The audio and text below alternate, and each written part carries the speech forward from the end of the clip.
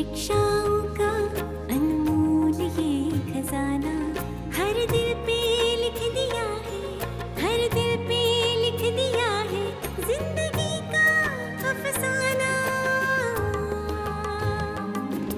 अमूल्य रतन, अमूल्य रतन, अमूल्य रतन। ये श्रृंखला सर्व आत्माओं के पिता परमात्मा शिव के द्वारा उच्चारित महावाक्यों के संकलन पर आधारित है। ओम शांति। गॉडलीवुड स्टूडियो द्वारा प्रस्तुत अमूल्य रत्न में आप सभी का हार्दिक स्वागत है। प्रतिस्पर्धा की इस दुनिया में प्रत्येक इंसान आगे बढ़ना चाहता है, जीवन में सफलता पाना चाहता है।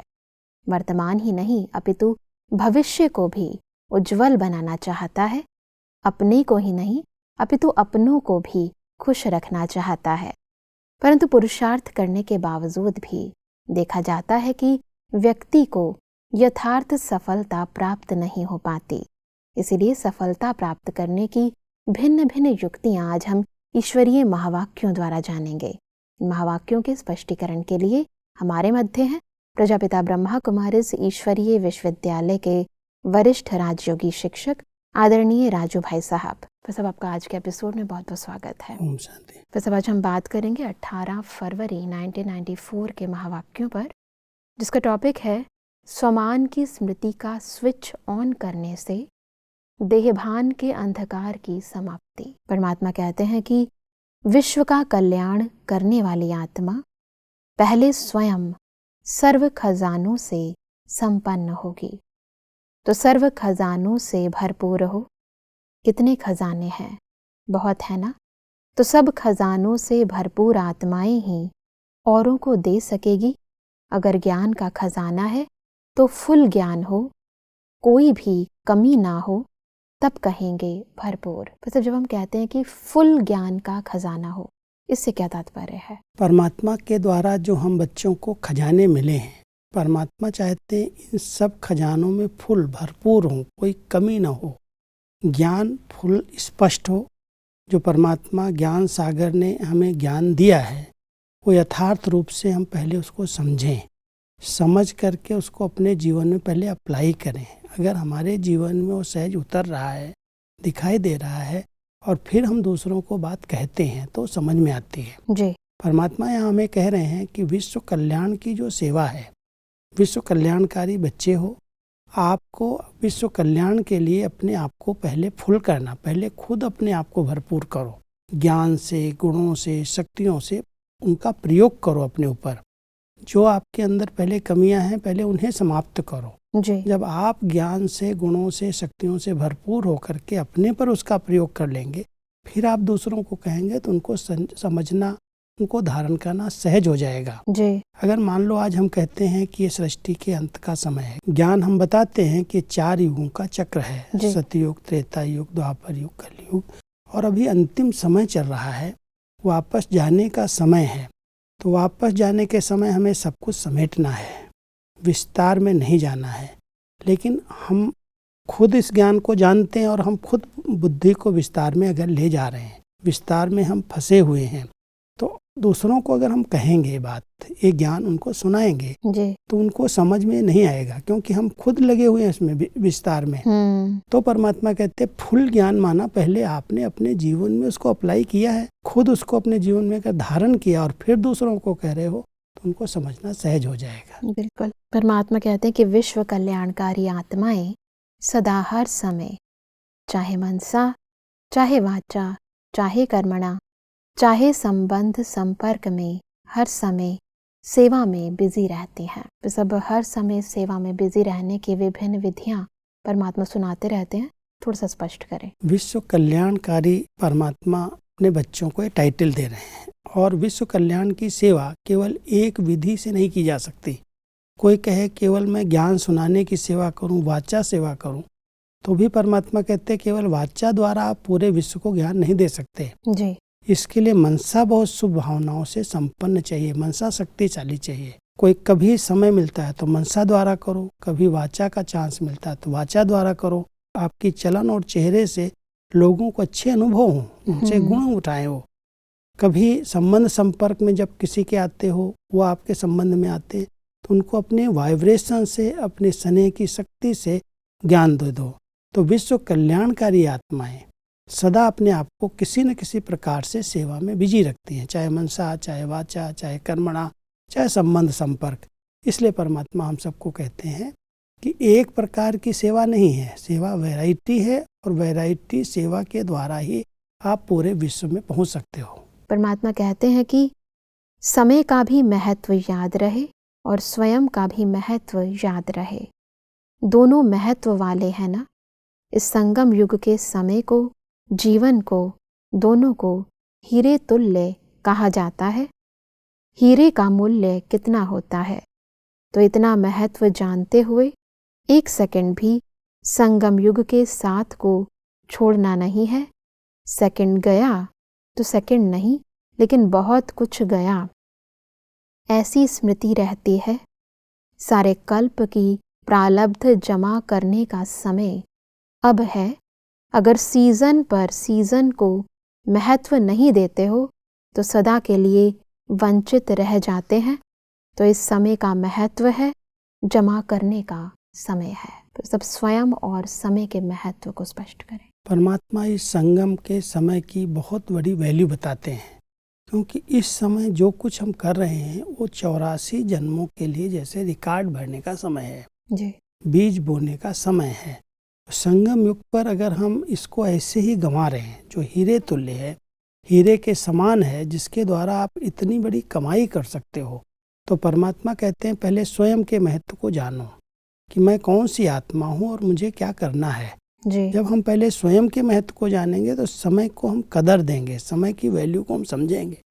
संगम का एक एक पल जिसमें परमात्मा के साथ का अनुभव है, उनसे हम बहुत कुछ प्राप्तियां कर सकते हैं और उनके द्वारा पूरे 84 जन्म उसकी प्रारब्ध ले सकते हैं। तो परमात्मा कहते हैं इसकी वैल्यू को कई बच्चे नहीं समझ पा रहे हैं, ऐसे ही बातों में व्यर्थ में इधर उधर अपने इस अमूल्य समय को गंवा रहे हैं जी। इसलिए संगम का समय कितना मूल्यवान है, समय को अगर हम समझ गए, जैसे कोई सीजन होती है, समय होता है, अगर उस समय कोई अलबेला हो, कहे नहीं हम कर लेंगे, हो जाएगा, बो देंगे बाद में, बुआई बाद में हो कर लेंगे, तो समय निकल जाएगा। उसके बाद बुआई अगर किया तो आपको जितनी प्राप्ति होनी चाहिए उतनी नहीं हो सकती है जी। इसलिए अगर फुल प्राप्ति चाहिए, पूरे 84 जन्मों का भाग्य बनाने का, रिकॉर्ड भरने का समय संगम का है। इसको अगर हमने समझ लिया तो संगम की एक एक पल को हम सफल करेंगे, कहीं पर भी निष्फल न जाए, व्यर्थ न जाए, उस पर हमारा ध्यान जाएगा। जी। परमात्मा कहते हैं कि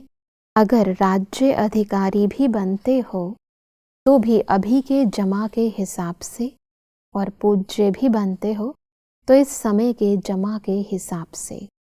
एक छोटे से जन्म में अनेक जन्मों की प्रारब्ध जमा करना है, ये याद रहता है कि कभी कभी इसकी स्मृति रहनी चाहिए कि इसी एक छोटे से जन्म में, संगम युग का जो इतना छोटा सा समय है, उसमें हमारी उम्र कितनी है, कोई 30 साल, कोई 40 साल पुरुषार्थ करेगा, कोई 50 साल करेगा जी। अब इतनी छोटी उम्र में पूरे 5000 वर्ष का पूरा भाग्य बनाना, पूरी प्रारब्ध बनाना, वो समय मिला है।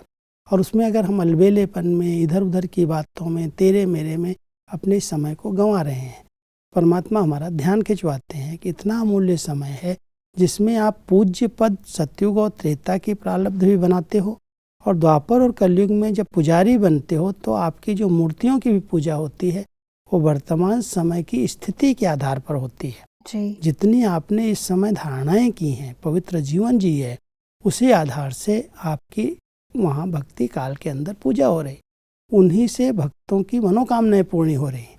तो वर्तमान संगम के समय के महत्व को समझ करके 84 जन्मों को ध्यान पर रखते हुए पुरुषार्थ करना है, अलबेले नहीं होना, संगम के समय को गंवाना नहीं। बिल्कुल। परमात्मा कहते हैं कि सपूत बच्चा किसको कहा जाता है, जो हर कर्म में सपूत बन बाप को सबूत दे।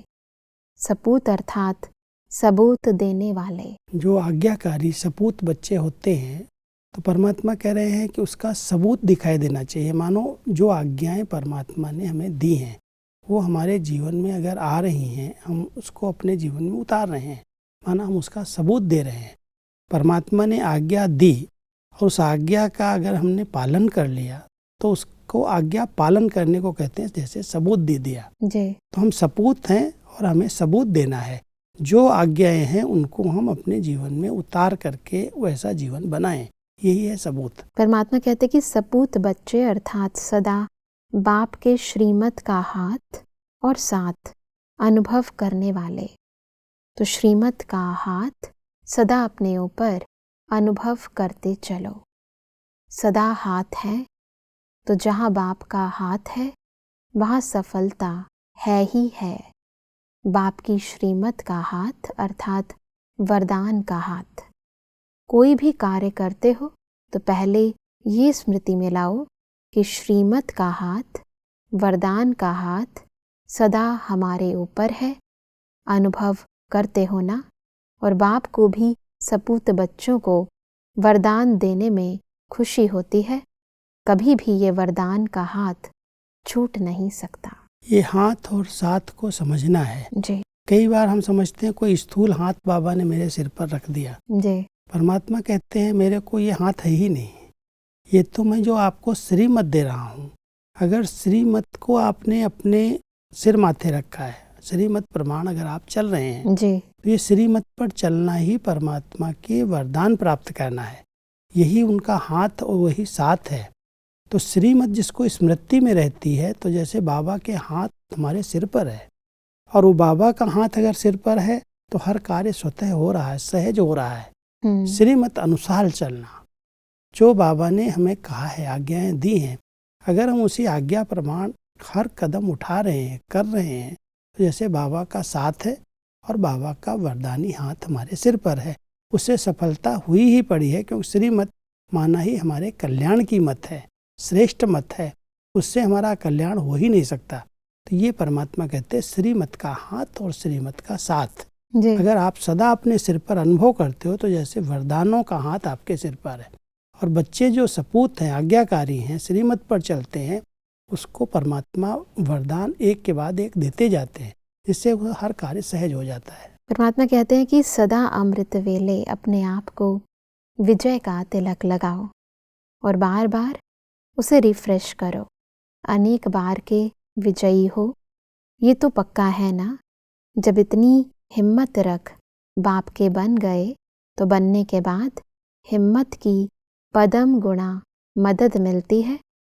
एक कदम की हिम्मत और पदम कदम की मदद। बार बार ये स्मृति में लाना कि मैं विजयी आत्मा हूँ, विजय का तिलक जैसे मेरे मस्तक पर लगा हुआ है जी। तो इस स्मृति के आधार से इसको बाबा कह रहे हैं रिवाइज करो, रिफ्रेश करो। ये कोई स्थूल तिलक नहीं लगाया है, ये विजय का तिलक है। ये स्मृति है कि मैं कल्प कल्प की विजयी आत्मा हूँ। और फिर जो कार्य कर रहे हो उसमें हिम्मत का कदम आगे रखो। ऐसे नहीं सोचो बाबा मदद कर देगा तो हो जाएगा।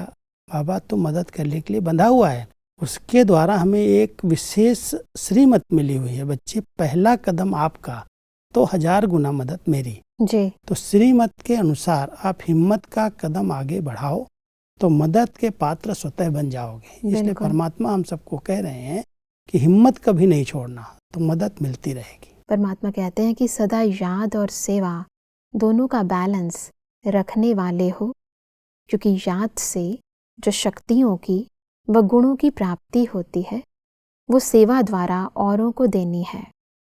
तो दोनों ही अच्छी तरह से चेक करते हो कि कभी सेवा ज़्यादा होती तो योग कम, कभी योग ज़्यादा तो सेवा कम। ऐसे तो नहीं होता।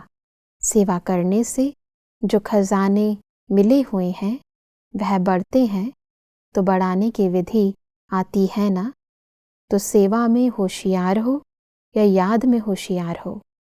याद की शक्ति का अर्थ है कि जहाँ बुद्धि को लगाना चाहो वहाँ लग जाए। बस अब याद की शक्ति की इस परिभाषा को स्पष्ट करें। दोनों का बहुत अच्छा बैलेंस परमात्मा बता रहे हैं। कई बार हम लोग सेवाओं में इतना बिजी हो जाते हैं तो याद भूल जाती है, या याद में बैठ जाते हैं तो सेवाएं भूल जाते हैं। परमात्मा हम सबको कह रहे हैं याद माना जितना समय जहाँ बुद्धि को लगाना चाहें वहाँ हम लगा लें। जी। और जब हम बुद्धि को एकाग्र कर लेंगे, बुद्धि हमारे कंट्रोल में आएगी, तो हम सर्व शक्तियों से संपन्न बन जाएंगे, सर्व प्राप्तियां हमें होने लगेंगी। और जब वो प्राप्तियां हुई तो वही हम दूसरों को देंगे जी। तो देना ही सेवा है। तो याद और सेवा दोनों को साथ साथ लेकर के हम चलते हैं।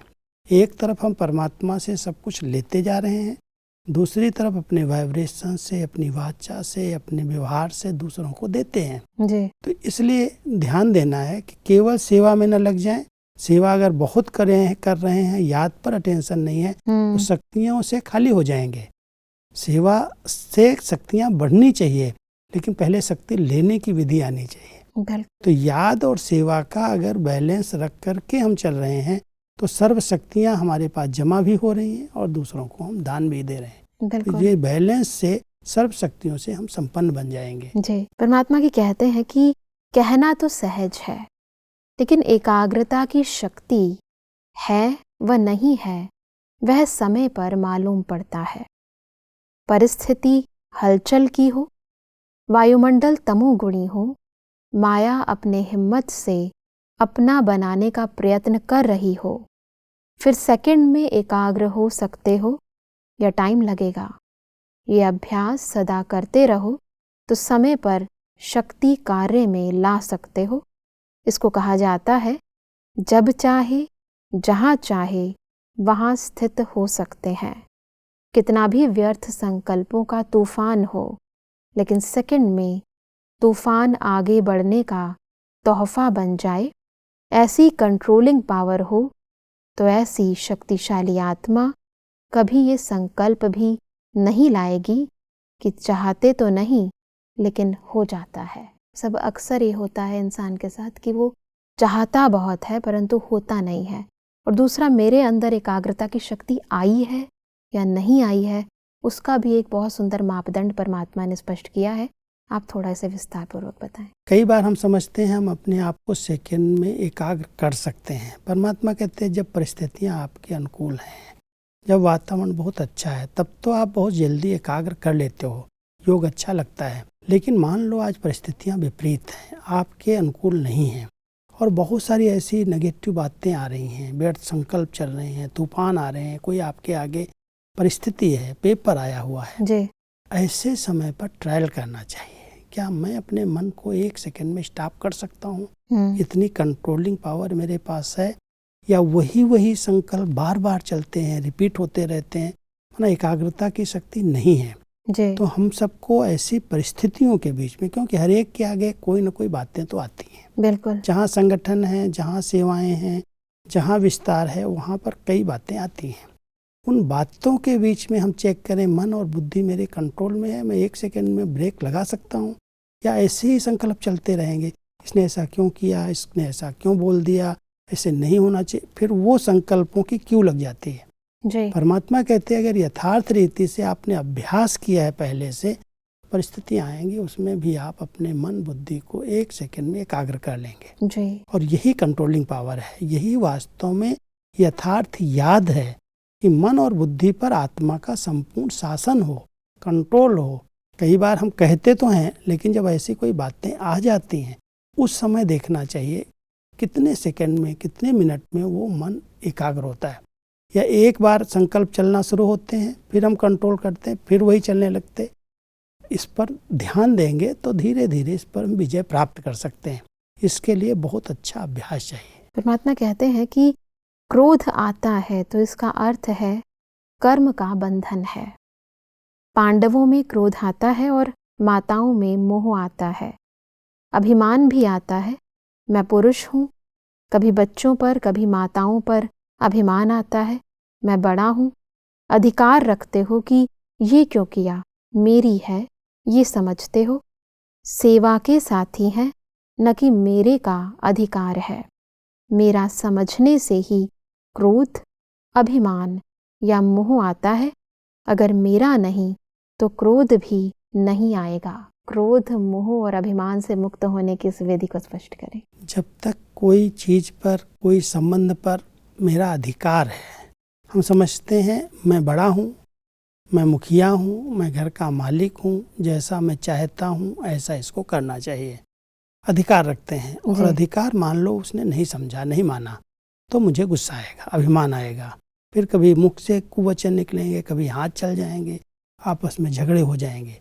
परमात्मा कहते हैं कि केवल पांडवों में क्रोध है, माताओं में नहीं, ऐसा नहीं है। किसी में ममता ज़्यादा है, मोह ज़्यादा है, किसी में क्रोध का अंश ज़्यादा है, लेकिन इन सब का कारण है अभिमान।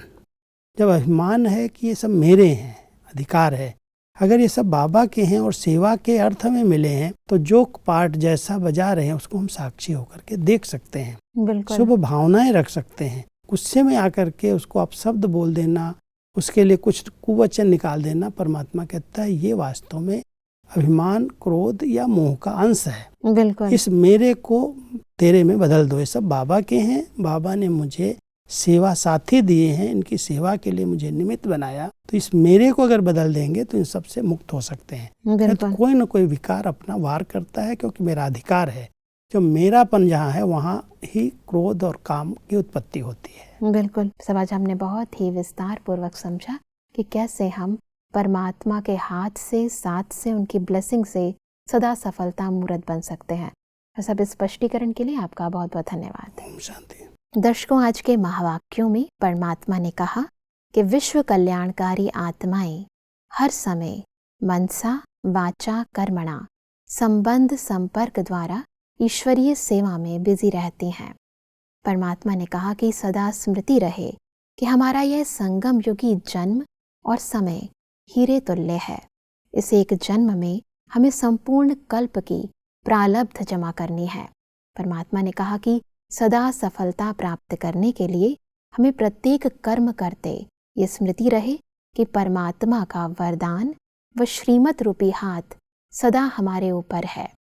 दर्शकों, आज के महावाक्यों से संबंधित यदि आपके मन में कोई भी प्रश्न है तो आप हमें ईमेल कर सकते हैं।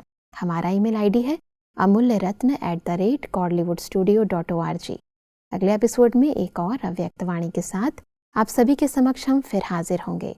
तब तक के लिए लेते हैं इजाजत। ओम शांति। मुख्य सार। पत्रों के उत्तर नहीं आने की शिकायत। अगर कोई भी क्वेश्चन उठता है या कोई भी समस्या सामने आती है तो मुरली से रिस्पॉन्स मिलता है।